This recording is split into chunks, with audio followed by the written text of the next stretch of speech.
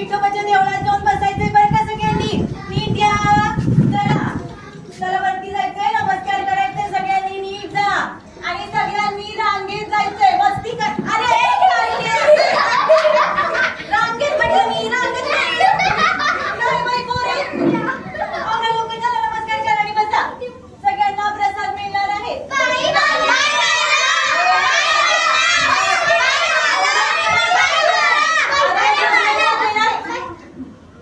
कार्त्या, डाव्या हातात कोण प्रसाद घेतं? शाळेत बाईंनी काही शिकवलं का नाही?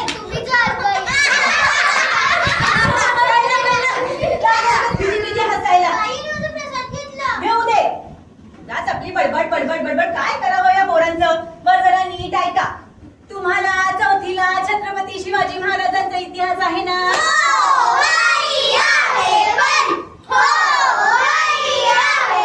अरे मला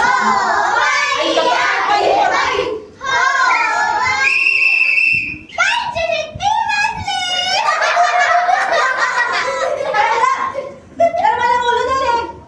तुम्हाला चौथीला छत्रपती शिवाजी महाराजांचा इतिहास आहे ना?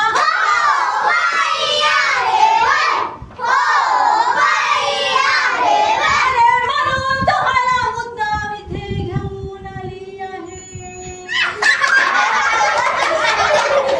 काय झालंय? मला बोलू देणार का? जरा नीट ऐका.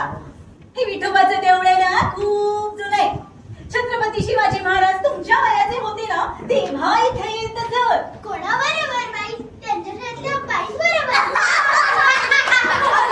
कलयुग. त्यावेळी आपल्यासारख्या शाळा होत्या का?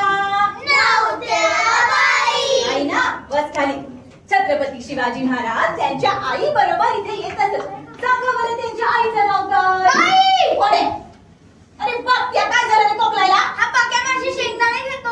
डोंगऱ्या कारक्या, जीव तोडून इतकी महत्वाची गोष्ट सांगते मी आणि तुम्ही शेंगदाणे तोडून म्हणते. उठ उठ, सांगायचं नाव.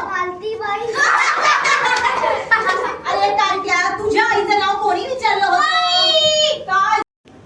कोण शिंकले? अरे कोण शिंकले? असा माझ्या पुढे थोबाड फोडून ठेवतो, सांगून ठेवतोय.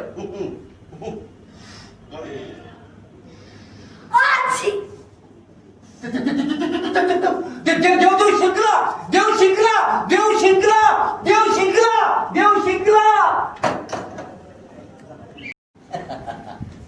आधी रचिली पंढरी मग वैकुंठ नगरी. आधी रचिली पंढरी मग वैकुंठ नगरी. ज्ञानोबा मागू. अहो गुरुजी, अहो हे देऊळ आहे, इथे शाबलं कुठे नाचवताय? आणि तुम्ही कोण आहात ते माहितीये ना?